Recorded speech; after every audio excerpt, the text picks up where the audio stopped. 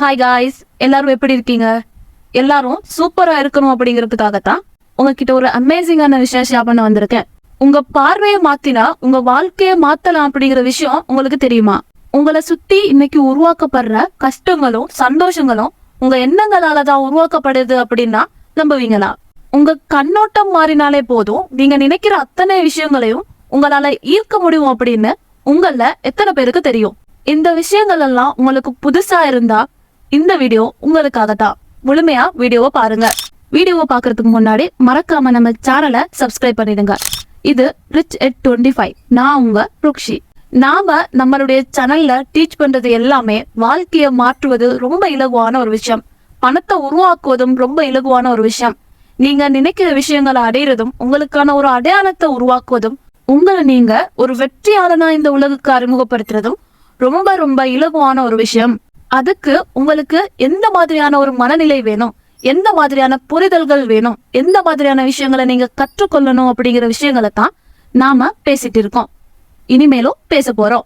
அந்த வகையில இந்த வீடியோல நீங்க ஆசைப்படுற ஒரு விஷயம், அது எவ்வளவு சின்னதா இருந்தாலும் எவ்வளவு பெருசா இருந்தாலும், பணமா இருந்தாலும் ஒரு பதவியா இருந்தாலும் ஒரு புகழா இருந்தாலும், அதை நீங்க ரொம்ப இலகுவா அடைஞ்சு கொள்ளணும் அப்படின்னா உங்களுடைய பார்வை எப்படி இருக்கணும், அதன் மீதான உங்களுடைய கண்ணோட்டம் எப்படி இருக்கணும் அப்படின்னு தான் இந்த வீடியோல பார்க்க போறோம்.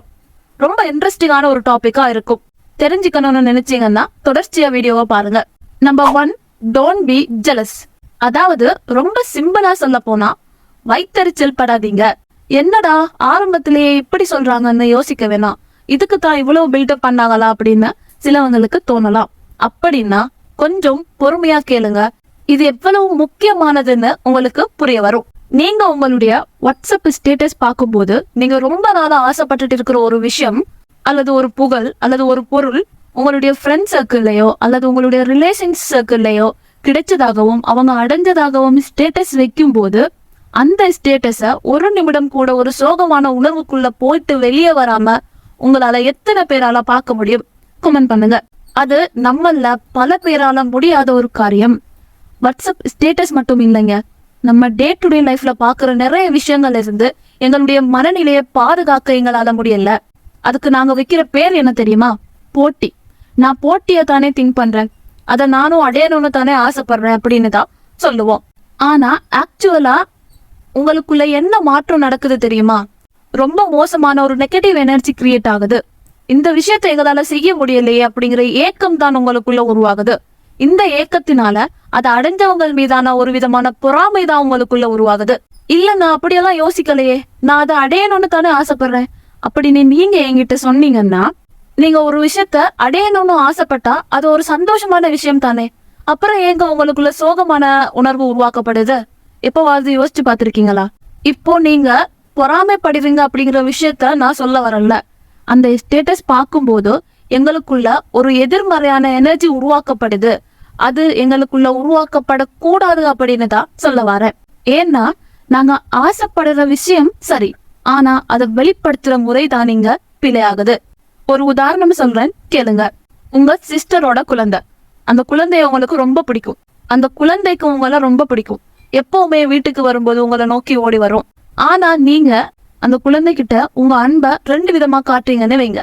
முதலாவது, உங்களுக்கு பிடிக்கும் அப்படிங்கிற விஷயத்த வெளிப்படுத்துறதுக்காக அந்த குழந்தை வரும்போதெல்லாம் எப்ப பார்த்தாலும் அடிக்கிறது, அந்த குழந்தைய கிள்றது, குழந்தைய பயமுறுத்துறது, ஏதாவது ஒரு விஷயத்த செய்ய சொல்லி அதட்டுறது, இந்த மாதிரி 2 நாளா பண்ணிட்டு இருக்கீங்கன்னு வைங்க.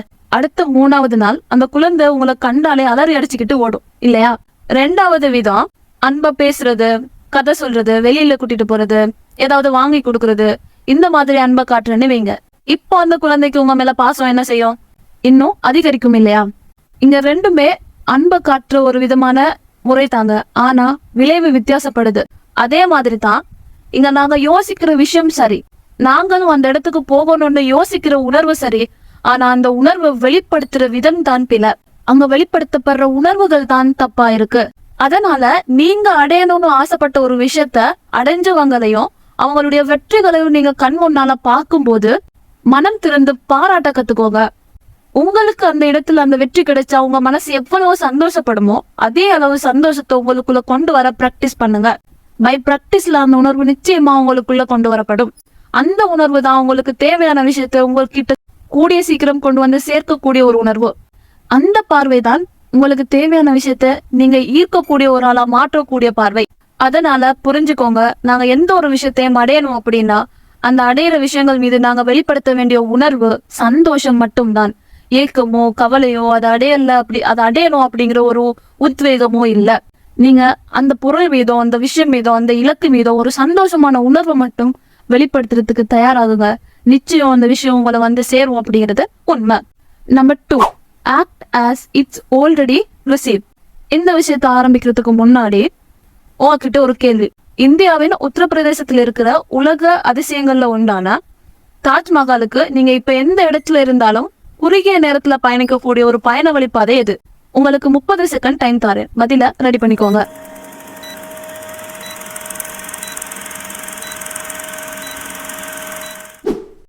பதில ரெடி பண்ணிட்டீங்களா?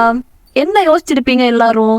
நீங்க இருக்கிற தூரத்துக்கு ஏத்த மாதிரி பஸ், கார், ஃபிளைட் அப்படின்னு ஒவ்வொரு பயண வழிபாதையும் ஒவ்வொரு ஆளும் திங்க் பண்ணிருப்பீங்க. ஆனா என்னோட பதில் என்ன தெரியுமா? உங்க மைண்டு தாங்க. என்ன ஆச்சரியமா இருக்கா? நீங்க எங்க இருந்தாலும் நீங்க இந்தியாவுக்கு போயிட்டு தாஜ்மஹால் முன்னாடி நின்று தாஜ்மஹாலை பார்த்து அப்ப உங்களுக்கு கிடைக்கக்கூடிய முழுமையான சந்தோஷத்தை நீங்க இப்ப எங்க இருக்கீங்களோ அதே இடத்துல இருந்து உங்க மனசுனால உருவாக்க முடியும் அப்படின்னா நம்புவீங்களா? உருவாக்க முடியும், அதுதான் உண்மை. ஏன் அப்படி சொல்றேன்னு தெரியுமா? உங்க மனசுக்கு எது பொய் எது உண்மை அப்படிங்கிற விஷயம் தெரியாது. உங்க மனசை பொறுத்தவரையில நீங்க நடக்கிற எல்லா விஷயங்களையும் தான் பாக்குறீங்க. நீங்க பாக்குற எல்லா விஷயங்களும் நடக்குது அப்படிங்கிறது தான் உங்க ஆள் மனதினுடைய தியரி. அதனாலதான் ஒரு மூவி பார்க்கும்போது ஃபைட் சீன் வந்தா அவங்களுக்கு கோபம் வருது. ஒரு லவ் சீன் பார்த்தா அவங்களுக்கு அதே உணர்வுகள் தூண்டப்படுது. ஒரு இமோஷனலான சீன் பார்த்தேன்னு சொன்னா நீங்க உங்களை அறியாமலேயே அழுதுடுறீங்க. ஏன் இதெல்லாம் எனக்கு நடக்குது அப்படின்னு நீங்க யோசிச்சு பார்த்திருக்கீங்களா? ஏன்னா உங்க மைண்டுக்கு அந்த ஒரு விஷயம் அது உங்களுக்கு நடக்குதா இல்ல வேற யாருக்கும் நடக்குதா அப்படிங்கிற விஷயத்த உணர முடியாது. அது இமோஷனலி கனெக்ட் ஆகிடுச்சுன்னா அந்த விஷயம் உங்களுக்கே நடக்கிற மாதிரி தான் உணரும். அதனாலதான் அது உண்மையான இமோஷனல உங்களை அறியாமலே வெளிப்படுத்துது. இது எவ்வளவு பெரிய சீக்ரெட், இது எவ்வளவு பெரிய வரம் தெரியுமா உங்களுக்கு? சோ இவ்வளவு பெரிய ஒரு வரத்தை நீங்க எப்படி யூஸ் பண்ண போறீங்கன்னு திங்க் பண்ண வேண்டியது உங்க கையில தான் இருக்கு. மூவி பார்த்துட்டு சோசியல் மீடியா பார்த்துட்டு ஒரு நெகட்டிவான இமோஷனலை கிரியேட் பண்றதும் நெகட்டிவான எனர்ஜியை கிரியேட் பண்ணதும் எங்களை சுத்தி ஒரு நெகட்டிவான சூழ்நிலையை கிரியேட் பண்றதும் அப்படி இல்லாம அதே ஒரு வரத்தை வச்சுட்டு அதே ஒரு சீக்ரெட்டை வச்சுட்டு உங்களுக்கு வாழ்க்கையில நீங்க என்னென்ன விஷயங்கள் எல்லாம் மாற்றணும்னு ஆசைப்படுறீங்களோ அந்த விஷயங்களை விஷுவலைஸ் பண்ண ஆரம்பிக்கிறதும் ஆல்ரெடி அடைஞ்சிட்டீங்க அப்படிங்கிற விஷயத்த நம்ப ஆரம்பிக்கிறதும் அது உங்களுக்கானது, உங்ககிட்ட தான் இருக்கு, அது உங்களுக்கு கிடைச்சிட்டு அப்படிங்கிற ஒரு மனநிலையை உருவாக்குறதும் உங்க வெற்றியை பல மடங்கு வேகப்படுத்தக்கூடிய ஒரு விஷயம்.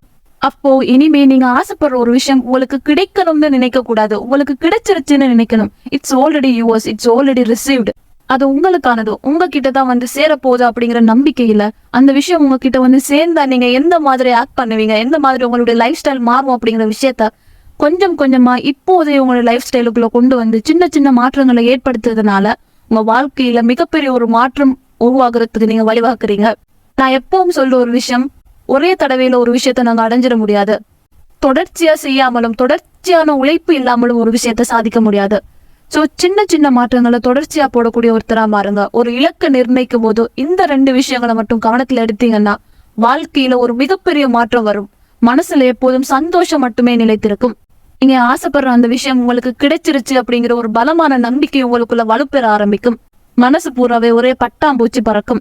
வெற்றி சந்தோஷத்தை கொடுக்காது, சந்தோஷமான மனநிலை தான் வெற்றியை கொடுக்கும்.